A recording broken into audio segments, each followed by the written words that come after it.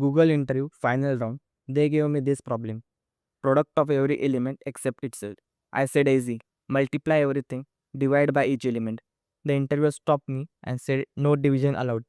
I froze for 30 seconds. That one constraint, no division, is the entire difficulty of this problem. And the solution they were looking for uses a pattern called prefix-suffix products that I had never heard of. I failed that term. Today I'm going to show you exactly what I should have said so you don't make the same mistake. LeetCode 238. Let's go. This is one of the most asked problems in technical interviews. Meta, Amazon, Apple, Google, Microsoft, Adobe, and Bloomberg have all asked this. That's the entire faang list plus more. Why? Because this problem tests whether you can think beyond the obvious solution when given a specific constraint. Stay for the pattern recognition section. That's where I show you how the constraint itself is pointing to the solution. Let's get into it.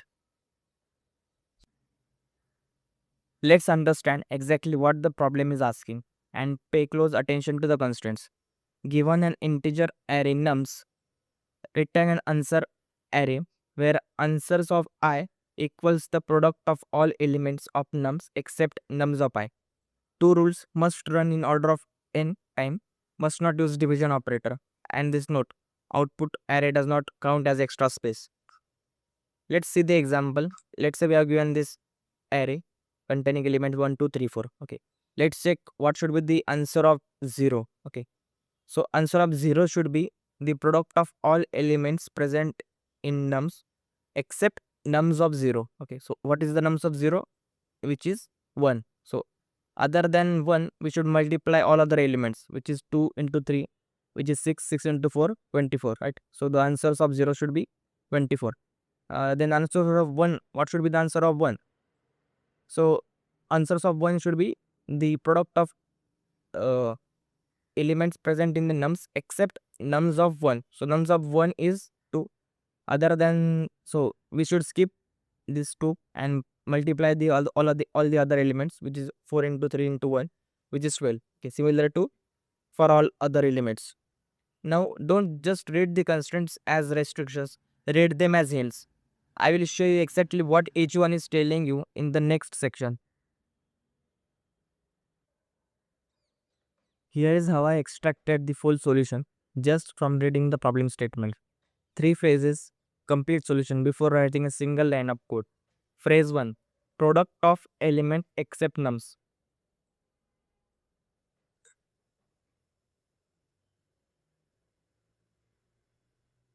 The word except is the signal.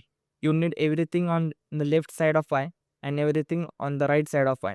Two sides, two directions. That's a two pass pattern immediately.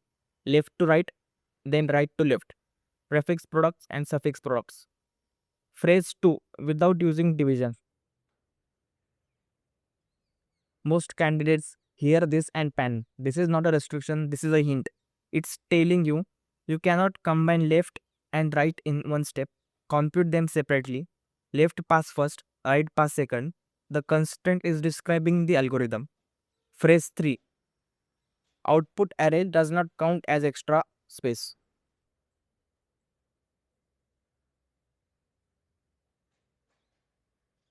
This is the problem handing you the space optimization. Store prefix products in the output array first, then multiply suffix products onto it in a second pass. Order of one extra space. The problem told you how. So from the problem statement, except nums of I signifies that left into right is equal to prefix suffix, right? And without using division pattern is a signal to that indicates that we should use two separate passes and output should not count as extra space. This is a signal 3.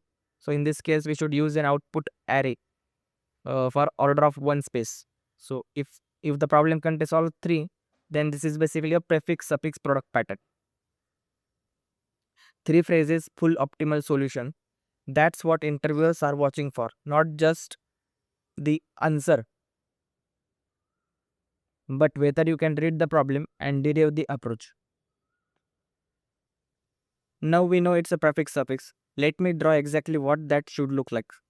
Take 1, 2, 3, 4 input array. The below are the indexes starting with 0, 1, 2, 3. For each position, skip that element, multiply everything else. So let's see this visually. Let's say for position 1, the 0th position element is 1. So just multiply all the other elements and calculate the answer. All the other elements are 2 into 3 into 4. So the answer is 24. Right. For P1, position 1, the position 1 element is 2. So except skip this element and multiply all the other elements. 1 into P into 4. So the answer is 28. Similarly for P2, you need to multiply 1 into 2, skip 3 and then 4, which is 8. For P3, multiply 1 into 2 into 3, and the answer is C, 6. Right? So our output array will look like this: 24, 24, 12, 8, and 6. Yes, right. Now look at position 2. Okay. The answer is 8. Right. Everything to the left. So let's write this. Everything to the left is basically what are the elements present to the left side of position 2. Position 2 is this. So the elements in the left side are 1 into 2. Right. 1 into 2. 2. This is basically, we can call it as a prefix. Prefix. And then everything to the right. So what are the elements present to the right of second position? There is only one element, which is 4. Right. So this we can call it as a suffix. Okay. So if we multiply prefix answer with the suffix answer, which comes to 8.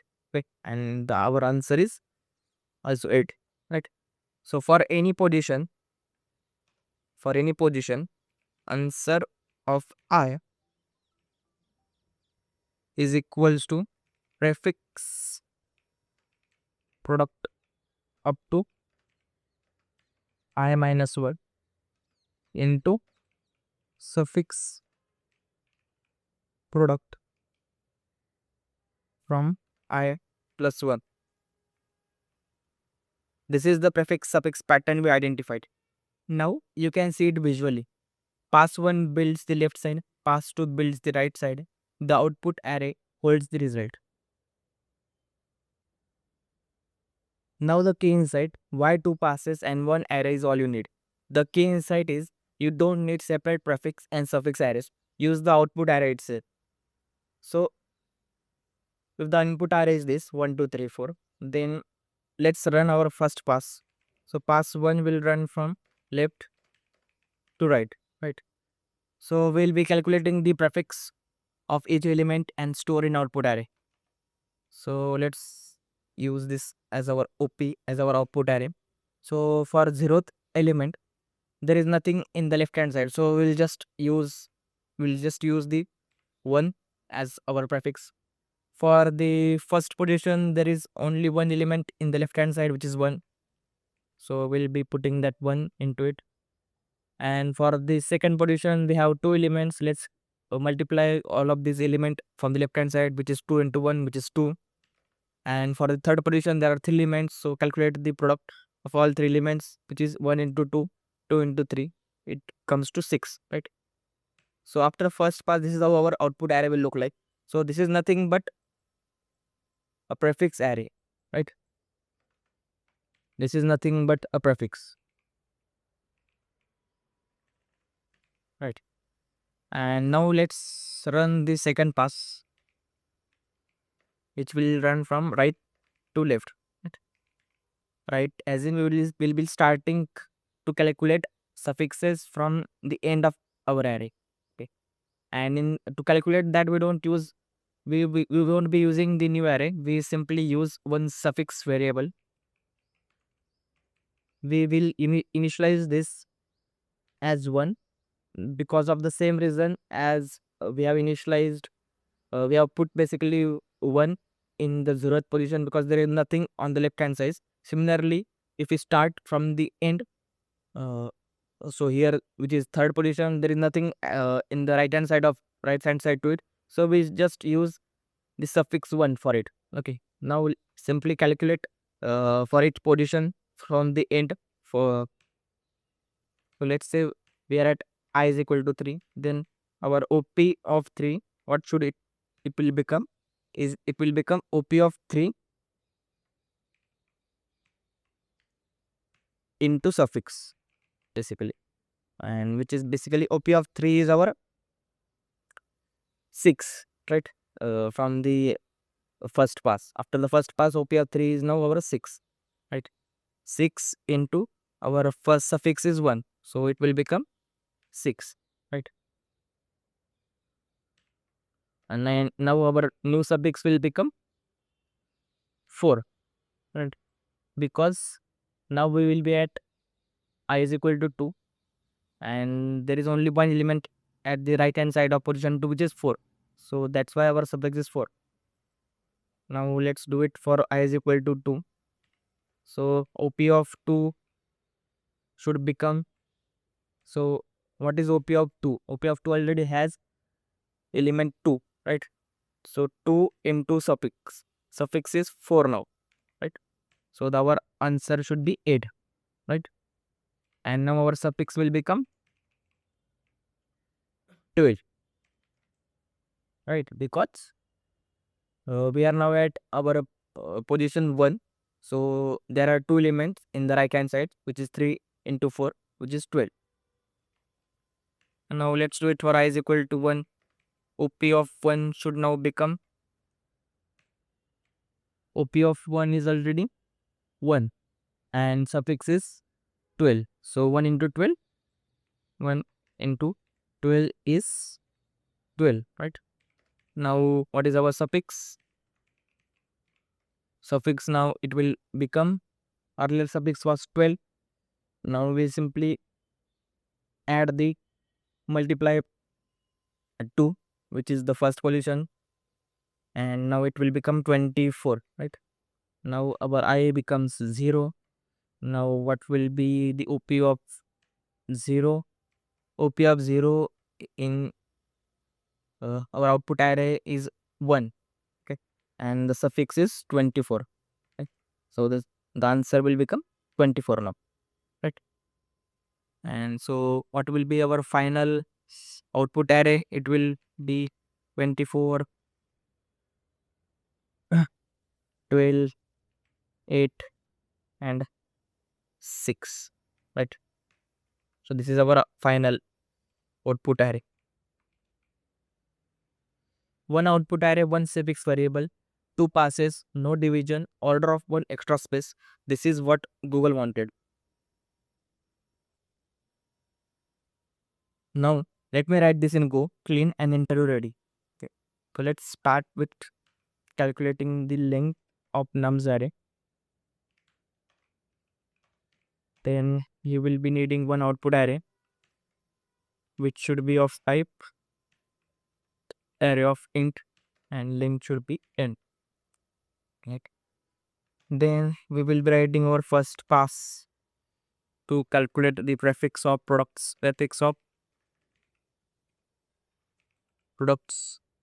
into output, right?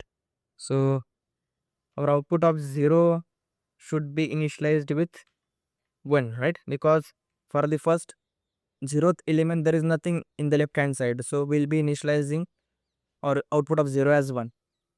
Now we'll start our loop from first element till the n and I plus plus. Now our output of I will be output of I minus 1, right? Output of I minus 1 will be having all the products of the position till the I, right? Into nums of I minus 1, right?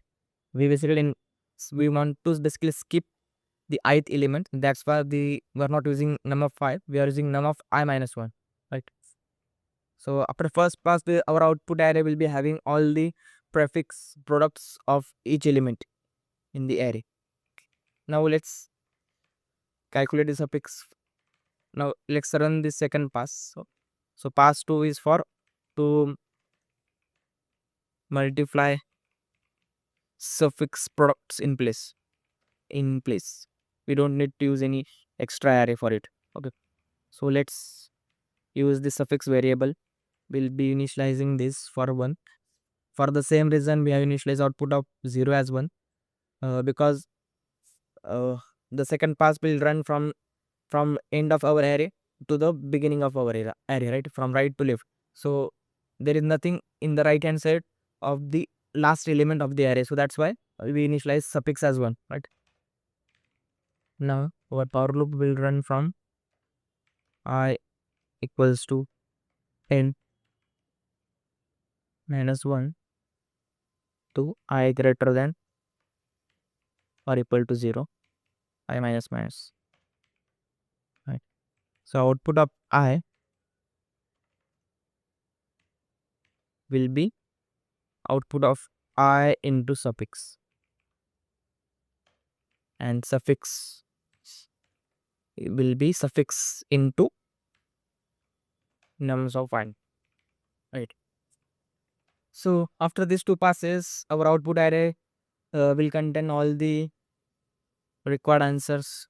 So we simply need to return the output array here, right? So this is our full code. Let's execute it. Let me call this from the main function. So product offsite. Let's use the example from the LeetCode, which is 1 into 2 into 3 into 4. So let's see the program number is correct or not. Okay, so our program output is 24, 12, 8 and 6, right? This is what we have calculated in our visual representation. Okay, 24, 12, 8, 6, right? 24, 12, 8, 6. So that means our program has been run correctly. Okay.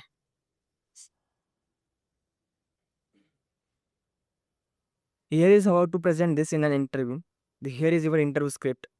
When I saw no division allowed, I recognize this as a prefix-suffix pattern. For each position, the answer is the product of everything to its left times the product of everything to its right. I do 2 passes, left to right, storing prefix products in the output array, then right to left, multiplying suffix products in place with one variable. Time complexity is order of n because we are using just 2 linear passes. Specs complexity is order of 1, output array excluded. Suffix variable is the only addition. The node division constraint was the hint. It told me to compute left and right separately.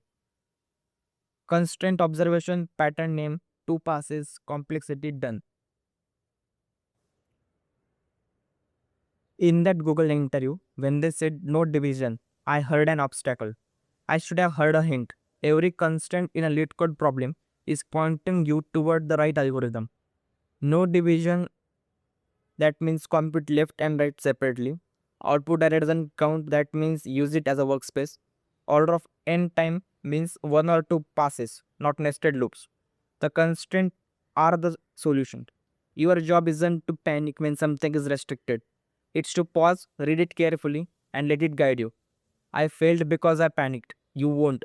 Because now you know what constraint actually mean.